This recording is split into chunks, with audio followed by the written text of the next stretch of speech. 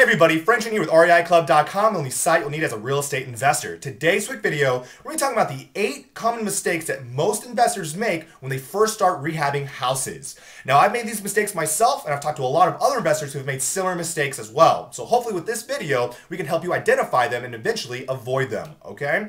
Now, like in all my videos, everything that I talk about, I include in the description below, so simply click the show more button and you can follow right along. So the first mistake we want to talk about is the get rich quick mentality, okay? A lot of people hear from other investors, I bought a house, I put this much in, I made this much. And they think, oh, that sounds easy enough. But really, guys, it requires quite a bit of time and meticulous effort. You can't rush the process for a quick payday. Definitely not for rehabs. That's how you make your biggest mistakes. You know, there's lots of pitfalls if you don't perform your necessary due diligence, okay? So kind of get yourself out of this mindset. Big mistake number 2 is the lack of research on rehab procedures. One way I say this is preparation before application. For instance, painting is 80% prep work, 20% the actual painting side. If you don't do the prep work, you're more than likely to have to repaint this house in a few months, and it gives you a bad name as a rehab investor, okay? So really what you want to do is, how is the work done? You can talk to your contractors. If they have a portfolio, check it out. If they have other sample properties that you can go that they've worked on to see their work, do that as well. Once again, you're trying to protect your dollar, okay?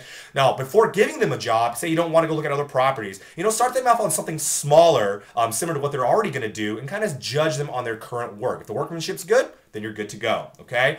But like any situation when it comes to contractors, pull multiple quotes and it'll give you kind of a good idea of what needs to be done as well as costs, okay?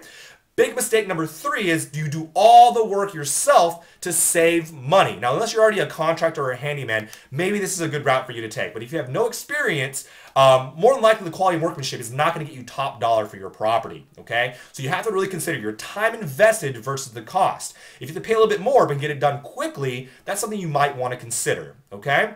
So once again, guys, the smart way to do real estate is kind of start taking yourself out of the equation. Now, big mistake number 4 is you don't have enough funds for, say, paying bills or even holding costs. So a lot of people think I can sell a property within 30 days, that's a hot zone, but what if you can't? So we encourage you to have about 90 to 120 days worth of holding costs just to create that buffer, okay? Because you have to consider, utilities, property tax, insurance, mortgage, realtor fees at closing. You have to consider these costs before you even think about your final profit.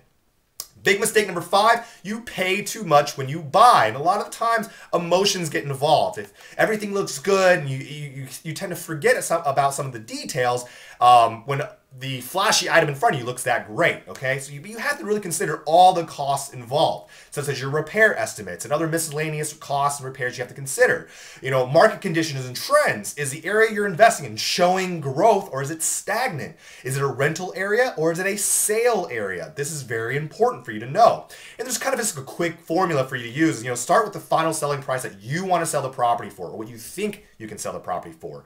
Subtract all the costs that are needed, and your final number, is it over or under your desired selling price? This will kind of give you a good idea if it's a good or bad investment. Next thing is big mistake number 6, lack of knowledge of the target market, such as the decor. What kind of rehabs are being done? What does your competition look like? Because it's very common for people to overscope or underscope the property. Do enough or not do enough, okay? So they're not understanding the keep it simple rule, which is really focus on the wow factors that actually sell your house. The bathrooms, the kitchen, the master bedroom. These are some very popular areas people look for, okay?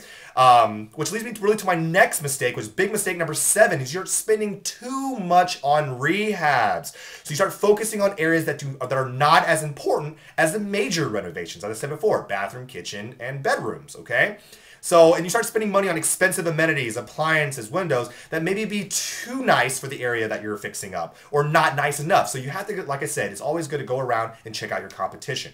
Now, whatever you set aside for your initial repairs, it's always good to have an additional 10 to 15% buffer for any miscellaneous costs or unplanned repairs. As usual, just like your contractors, pull multiple quotes, and of course, preparation will minimize your risk here, okay? Do your research. And the last and final mistake that most investors make is that there's no exit strategy. What happens if this property does not sell within the allotted time or maybe during your holding cost period that you've set aside? Well, You never should enter a project that you cannot afford any unforeseen holding costs, okay? Because this is it's an up and down market. You never know what could happen. It's just as good, but you understand that it's just as good to hold a property for cash flow than to sell it for a loss, especially if you've already put the money in to fix it up to be sold, okay? So that's one of your contingency plans. Now understand, guys, that things can and do go wrong in this business, but hopefully this video has helped you kind of realize and become more aware of the common mistakes that most investors make when they rehab a house. Now, all these mistakes can be avoided, or the risk can definitely be minimized simply by research and preparation.